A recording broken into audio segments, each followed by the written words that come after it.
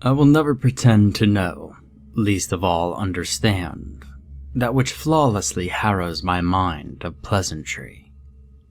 It rears whensoever my thoughts stray, like a gluttonous worm born from pits of slimy despair, and yet, actively trying to avoid it produces greater madness than I admit to suffer.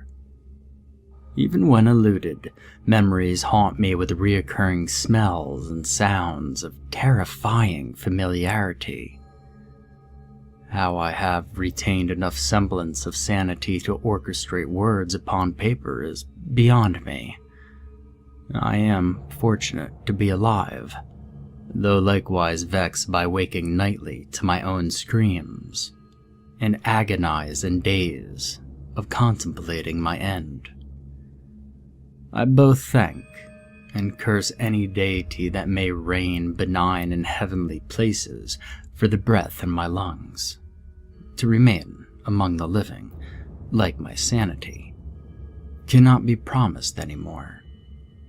Not after what I have witnessed. Nightmarish constructs and monstrosities, native only to the imaginings of the most perverse, babbling madmen. My name is Aaron Joseph Landers. I'm 26 years old at the time of this writing, 5'8" in height, black hair, and Caucasian. I surmise I am at least 140 pounds, though I have weighed up to 200 in healthier days. All credentials of legal importance can be found in a thrice-sealed locked box hidden behind a crimson-coated brick in the western stone wall of the Palm Beach Intercoastal beneath Lake Avenue Bridge in Lake Worth, Florida. By the end of this manifesto, you will understand why I feel the need to describe myself in seemingly unnecessary detail. Perhaps it will aid the unfortunate soul destined to discover me in whatever investigations may follow. An intelligent man, I graduated bachelor's from an esteemed college that shall be left nameless to retain their reputation. After all the shameful actions I have committed in life, of which I have yet to atone, I at least owe the Academy this much. It is worth mentioning that I did not pursue a career in my choice field of study after graduation. My profession is what I would prefer to overcomplicate as a freelance archaeologist specialized in the retrieval of abandoned posthumous artifacts of marketable value. Considering my inevitable fate and the regrettable choices I have made to this date, I will simplify my exaggeration to the honest nomenclature: grave robber. If for any particular error of human decision, it was this choice of career that evolved to what may be my demise. I chose to live in South Florida out of its convenient distance from Miami's port, where most of my transactions were carried out after returning from endeavors overseas. I had made a humble fortune in my field, enough so that I might have retired at 35 years age. This, I fear, is a dream never meant for fruition. The beginning of my end, though I did not know it then, came the evening of January 14th, 2010, 2 days after the catastrophic earthquake that nearly tore Haiti asunder. I kept 2 peers with whom I enjoyed in the craft, and whose names I will refrain under aliases as to not disgrace their memory in the hearts of possible relatives. The poor souls. I have often forced my last memory of them down with innumerable bodies of whiskey and gin. I myself have no such ties to this world known to me. Perhaps it is for the best. The oldest of us, whom I will address as Jerome, was an expert linguist, fluent in more languages, dialects, and alphabets than I knew existed. He was a short, pudgy fellow with a balding cranium, which we would often mention comically at his expense. However, his thick spectacles betrayed an intelligence one would describe as vicious. This was proven whenever he came across some prying obstacle in need of disposal, though the rest of us typically carried out the damnable deed. Jerome was infamous for inventing newer ways of disposing evidence. And then there was Quentin, a tall man, broad and strong, with deeply sunken eyes that further pronounced his already intimidating appearance. And despite his Neanderthal likeness, Quentin was a man of science. His most expertly practiced specialization was in chemistry, primarily of explosives, acids, and preservatives. He was only a few years my senior, and already displayed a creative understanding of chemicals that I had come to admire as genius. Whether it was an impressively controlled demolition, or a scientifically baffling method in which to transport our findings, he never ceased to amaze me in a practice I admittedly knew next to little about. As for myself, from a young age I had been particularly gifted with navigation, be it with the use of drawn-out maps or my photographic memory to perfectly recall previously visited locations. And additionally, I have used this gift to research many cultures and lands, specifically those my comrades and I would frequent when employed. I realize now that this is how I was spared, even in the aftermath of events that will follow in these records. A blessing I curse to this day. Jerome announced the news of our next job that Thursday evening. He spoke of an offer proposed by a middleman, of whom we had successfully worked for in the past, and whom shall rename anonymous. The middleman had been contacted by a generous benefactor, issuing a king's ransom for the investigation and retrieval of a contents from a tomb unearthed by the recent cataclysm in Haiti.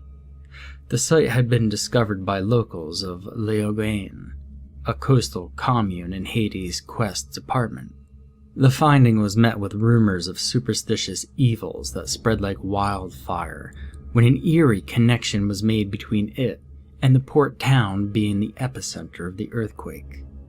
It was described as a slim, mausoleum-like structure that shone from the sand of shallow waters barely off the shore. An interestingly unusual phenomenon. The investigation requested was not our forte. After all, we were not archaeologists. Retrieving its contents, however, was what we did best, and the payoff was too fortuitous to ignore. The specifics of what we would find were widely unknown. According to the benefactor's liaison, this was true for them as well, though we were promised the results would do nothing to change the reward. After the middleman contacted the benefactor and made certain our contract for the job and its reward was secure, we spared no time leaving for Haiti with all the supplies necessary for what would be our greatest payoff. At least, that is what it was supposed to be. We were to live and die as wealthy men without need for another day's work, enjoying lives of grandeur as we saw fit. And that morning, we took to the water grave, a small motor yacht we purchased after our first few jobs to take on overseas opportunities. A worthwhile investment in our early career. We merrily applauded our unfinished undertaking and what extravagance we would acquire with our newfound riches. Jerome, a known pervert, boasted fantasies of sexual conquest with many beautiful and exotic women. Quentin mentioned meekly on purchasing a small island to live out his days in a mansion and laboratory constructed to his liking. Very fitting for them both, and truthfully, I had no clear idea of how to spend my share of the gains. I am bright, though never quite creative when left to unrestricted imagination. It was in this journey that my skills of navigation complemented our team's skill base. We traveled southeast through the Bahamas and turned at the Iguana Islands before we crossed the short stretch of ocean between Cuba and Haiti. We traversed the Gulf of Gonave to enter the Canal of St. Mark, which runs between Gonave Island and Haiti's western shore, not far from Port-au-Prince. It was at Arcahi we made port to restock, since we already pushed our rations a bit much out of excessive celebration. There, we could see what destructive effects the earthquake had on the population. This proved difficult to procure supplies soundly, but I must regrettably admit this hindered us little when we made use of our typical methods. And despite the chaos and devastation brought upon these innocent people, we cared little for their well-being. All we desired in our hearts was the greed granted in the wake of our exploits. Looking back, what awaited us was appropriate to our apathy. Truly, karma is a cruel and fitting mistress that way.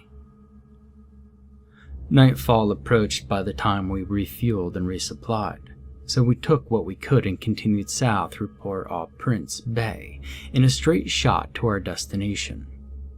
For reasons that will be made clear later on, and for the same reasons one would disregard these pages of the ravings of a remorseful madman, I will not divulge the exact coordinates provided to us by the liaison of our mysterious benefactor. Even now, I question whether any of it was real. And yet, with every question between delusion and truth, I am met again with the unchanged recollection of that nightmarish encounter. This is an unfitting description. A lifetime spent in dreams of human nightmares would be a divine reprieve from this unrelenting torment. We docked the water grave on a small beachhead, conveniently adjacent to the structure's door. Twilight allowed us a shadowy sight of the oddly constructed thing, more bizarre than the circumstances that surrounded its sudden appearance. A circular door of stone was its entrance, small enough that grown men, such as us, would have to hold our legs to our chests and duck our heads to squeeze through. Its surface bore many lines like cracks, all focused on a point in the center which angled out crazily in all directions. The structure itself was too small in perimeter to house an immediate room beyond its portal. That, in our experience, meant we would be met with stairs that descended into deeper chambers. The exterior was a dark green from a slimy substance, unlike any algae any of us had seen or read of before. And I wondered what could possibly have been buried underneath sands and waves that ancient civilized man would certainly find impossible to build upon. Regardless of initial curiosity, we examined the round door and found it easy to open. A slight push triggered an unseen mechanism within, which forced it to part in a way that aligned with the impossible and sensible angles of the pattern it bore. As it opened, it resembled the teeth of some round-mouthed beast that released a yawn of noxious breath after countless centuries of slumber. We readied ourselves with what we would carry. Lanterns lit, and garbed our faces with masks, so that we would not inhale any unwanted airborne contagions. When we thought ourselves prepared, we entered cautiously through the tome's cramped entrance. We came upon, as predicted, a small room which led to deeper places. The ceiling and walls were adorned in spikes, and those from the walls slightly curved, and from the ceiling more hooked. The place smelled of dead fish, which caused a sting in our nostrils, as well as a tinge of nausea. Fortunate to our endeavor as a group, the area was just spacious enough to fit the three of us without risk of impalement. In place of stairs, however, was a hole. It was large enough for even Quentin to fall through, though our lanterns could do little to illuminate its depth. And Quentin pulled a small glass globe from his backpack and shook the contents inside until the chemicals it contained emitted a silver glow. He dropped it in, and after 4 seconds of free fall, it broke against solid ground. We had climbed wells that were deeper than that, though the walls of the hole were perfectly smooth and without erosion. Our backpacks had more than enough length of rope to secure the end to a ceiling hook to cast the rest to the floor below. One by one we descended, first with Jerome, then me, and finally Quentin. When we reached the bottom, the air hung thick with a rot that further upset our bowels and stung our eyes to watering. We took a quick moment to assess our surroundings, but not before Jerome vomited from the stench. The chamber held a higher ceiling and extended long into darkness beyond our lantern's reach. We could hear the water's currents howl just beyond the slick masonry, which made little sense with how shallow it was around the entrance. After his stomach had settled, Jerome discovered and examined the first of what we would find plentiful along the tomb's long north wall. They were pictorial carvings masterfully sculpted into the stone's dark green surface. The first depicted what would presume to be a man, unclothed and with eyes that stared out with low, tired lids. The next scene showed the same man, eyes wide open with surprise and accompanied by new, twin characters that stood on either side of him. They were vaguely humanoid. Their arms ended in points rather than fingers, and they were absent of a face. As strange as the second carving was, the third held even more bizarre qualities. The same man with the same faceless creatures, but this time joined by rows of bodies that lay horizontal at their feet. Additionally, and with a far more terrifying effect than what was assumed to be a pile of corpses, a grin encompassed the man's face. It was long and unnatural, even for art that ancient. The rounds of his pupils were pinned as well, and gazing too long at them left us uneasy. Even Quentin, usually more fearless than Jerome and me as a result of his scientific approach to the supernatural, admitted to feeling disturbed by the thing as we passed. Further down the hall, the art grew far more gruesome in detail. The same man was present in every scripture, though his features grew increasingly deranged. His pupils ceased to be, and his elongated grin opened to convey what I could only imagine being hideous, crazed laughter. The two faceless things remained stationary, changed only in their size and shape. In the first scene, they were no taller or wider than him, yet, as the story unraveled, they became larger, more monstrous, and unique from each other in detail. The left had 23 thin arms with multiple elbows on each, and its head crowned to a point that sometimes reached where the wall met the ceiling. and the right was wider and more bestial and carried a toothy maw on both of its flanks. Its left side with many long tongues, and the right spewed clouds of poisonous gas, or possibly insect swarms. They were more horrifyingly grotesque and alien, though more horrid than they was the man they kept betwixt each other. Toward the end, he was no longer naked. A robe of many individual, pale strips hung from his torso, and he cackled in menacing postures over any persons, dead or prostrate, that lay beneath him. A dark halo shone from his head, much like a design of saints by Renaissance painters if the color palette was invented. He did horrible, unforgiving things to all present.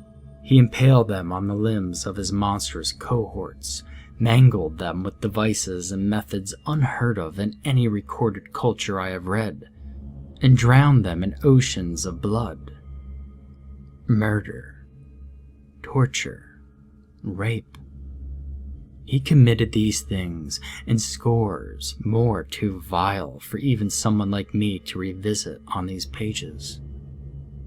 And all the while, he appeared delighted beyond sane reasoning at their torment. That man, that monster between monsters, was far from anything human anymore.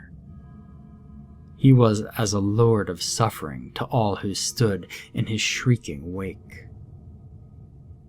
The last carving, to our reprieve from the previous ghastly records, was that of an evil king displayed in what we agreed to be an appropriate end. The monsters were suddenly gone, replaced by two small dots where they once wreaked their stationary havoc. The lord was entirely bound within the many strips of his own gown, grappled tightly around his body like a mummified pharaoh. His body was wreathed in flames by the same people he once tormented, and they all held their fists out in defiance of him. Beneath him was a hole, most likely his would-be grave. After the such climax, the carving stopped. It struck me as peculiar, then, how sudden the atmosphere of the last scripture was. I noticed then a space large enough to have carried another carving, hung barren between the last two scenes. When we turned our attention away from the wall, we saw ourselves at another door. On its surface was the familiar sight of the wicked lord, as he was in the end, though shown as a silhouette without detail beyond his outline. Having observed such a tale along the way, it was understandable why we were not hasty to proceed. I had the moment of clarity to turn back, to never experience what I live through today in every stray thought and dream. But I did not. The door, rectangular as well as much taller and wider than the entrance, was not so easily opened. After we took to it with our picks and crowbars, Quentin placed a pair of dynamite at the bottom corners, while Jerome applied a corrosive acid of Quentin's design as he stood on my shoulders. When the chemicals ceased bubbling in their reaction, I lit the explosives. We ran to a safe distance before the door erupted loudly into the next chamber, and when the smoke cleared and our coughs ceased, we proceeded inward. What we saw next was not as macabre, but no less ominous. The room was perfectly cylindrical, smooth, with a black, featureless stone that reflected the light of our lanterns. The place illuminated eerily from our light, which revealed a single coffin in its rear. The capsule stood upright from floor to ceiling, and on it was a series of runic characters I requested Jerome for translation. He confessed that the alphabet was Aramaic in origin, yet they spelled words from crude, archaic French. And after what felt like hours of analysis, Jerome spoke the words transcribed. "Behold he who is Lord's servant of demon stars. Leave him to sleep who is deathless in service to deathless things. To withhold waking is to withhold suffering." When he finished speaking the passage aloud, the light of our lanterns whisked out and filled the warning with their glow. The yellow light turned to scarlet within the ancient letters, and the coffin's lid melted into a pool of foul, bubbling sludge at its base that reeked of burnt flesh and fresh blood. The reflective walls, beyond any scientific reason I know, remained as lit as when our lanterns functioned in our grips. Within the exposed capsule lay a corpse, burnt black and dressed in bandages from neck to toe. Its jaw was missing, and the tongue, dry and black, hung from the back of its incomplete mouth. Along the dome of its skull was a cavity, as if the entire brain had been pulled through it. We stood shocked for a second at the sight, before we recomposed ourselves.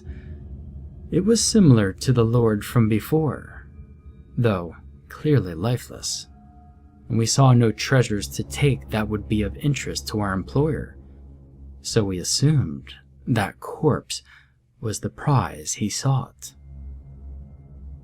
To think so was yet another mistake. Jerome approached our motionless host and felt the bandages to assert its material. He noted aloud that they were like rubbery flesh, but dismissed the oddity after he noticed the jewel-like gleam in its eye sockets. He stood on his toes and pulled out a white, eye-sized marble. He closely inspected it, his eyes squinting through his spectacles as normal, but did not notice as we did a movement in the corpse's form. The bandages that coiled it were slithering. Quentin and I were not swift enough to react as the pale strips sprung to life and constricted Jerome in a grip impossible for something so thin. And I saw how the inside of the bandages were lined with tiny mouths and tinier rows of teeth that gnawed and squeezed poor Jerome while he screamed. They raised him off the ground and face to face with the corpse, which convulsed to life as its animated draping restrained Jerome aloof. It uttered inhuman words from its jawless throat, guttural and slobbering. And even now, I cannot tell if it was handicapped gibberish or some accursed alien speech from places unfathomable. Its tongue lifted and pointed to Jerome's face, the tip inches away before expanding to a round maw of razored teeth. I do not recall the exact details of Jerome's demise, for Quentin and I took the only action that made sense in that mad place. We dropped all we carried and sprinted into the hall of stone tapestry, guided only by the vaporous light that filtered behind us and the most primal instinct of fear. I gritted my teeth to the noise of Jerome's torturous shrieks as they echoed without end and chilled me with nightmarish imagination. In my escape, I stumbled to the ground, tripped on air by my frantic flight, and thought myself dead until I saw the rope 3 feet away. If ever there was benign providence, I thanked it then for its favor. Quentin, slower than me from his size, trailed 10 feet behind. When I turned back to exclaim my relief, grateful to see the face of a friend still alive, my gratitude violently sunk to my stomach. Jerome, or whatever deformed bloody pulp remained of him, was implemented by the tape tendrils like a mallet. A second longer I stood there, no more than that, but long enough to witness Quentin bludgeoned repeatedly by Jerome's puppet cadavers, with both of their blood sprayed more and more across the ground. Quentin's expression was petrified in a twisted mix of disbelief and pain.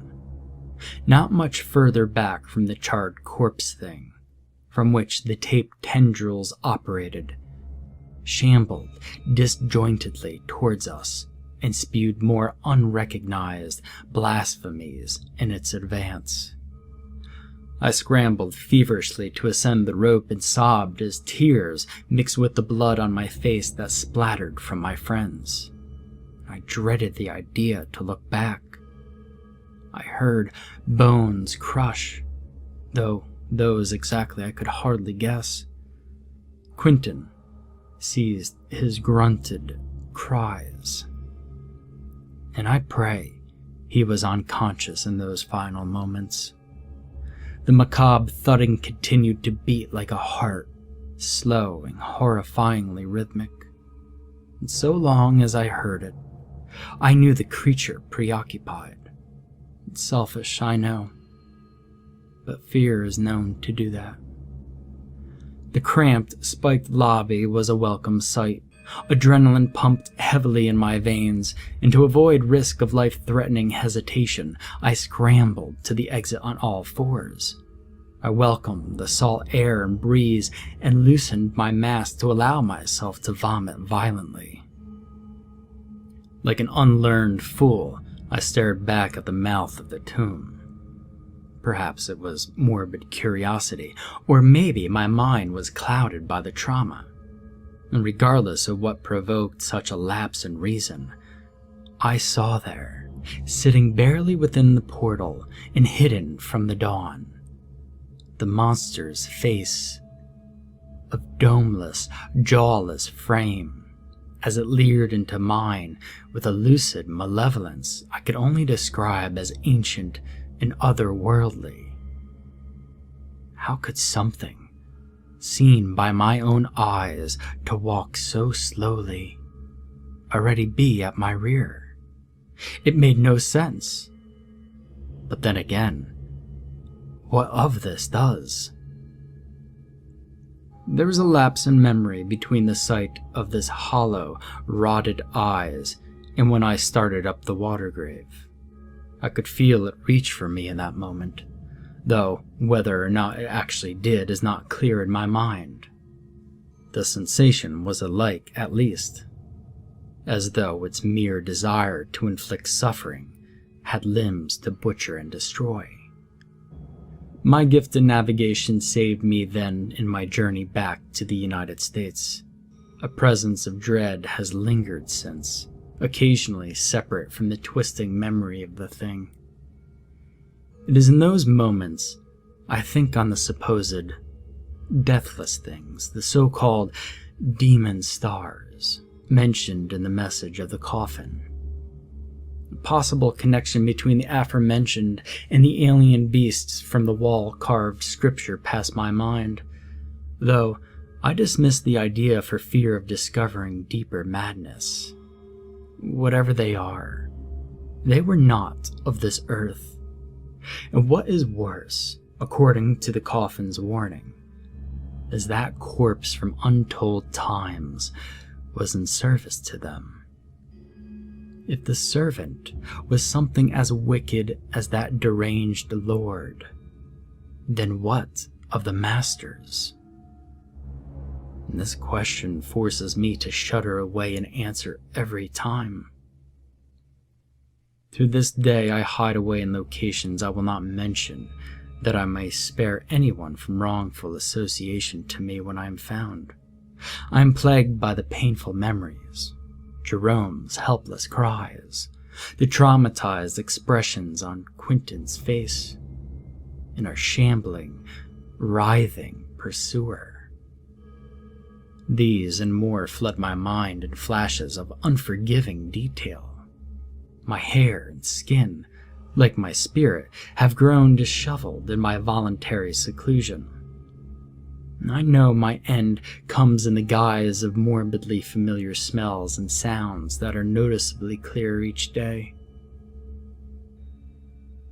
Jerome and Quentin visited me the other night, prompting me to write this confession of my experience.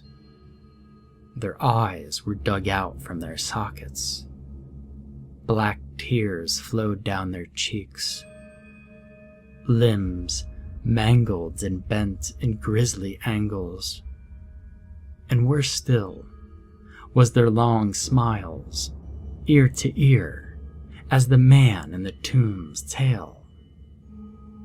They stood quiet before me, yet I knew why they came.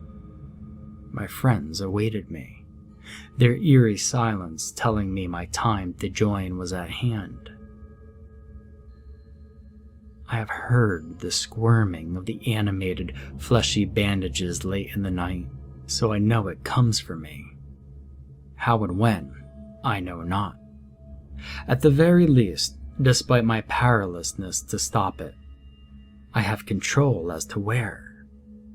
It is not much, but it is mine, damn it. I will stay here until then, hidden and always keeping this finished parchment near. I'm certain my post-mortem stench will alert others to the location of my remains. Fitting that a grave robber spends his last days in his would-be grave. Irony at its finest. It may not be humorous to any but myself, but let me have this. I'm so very tired. If it does not take me soon, I may do it myself. Perhaps not, considering my cowardice. I was a coward then, and no different a coward now. I am sure it will seek me regardless, but I digress. Believe me or not, let whatever is found profess the truth. I am Aaron Joseph Landers, a foolish grave robber who died a hopelessly doomed man.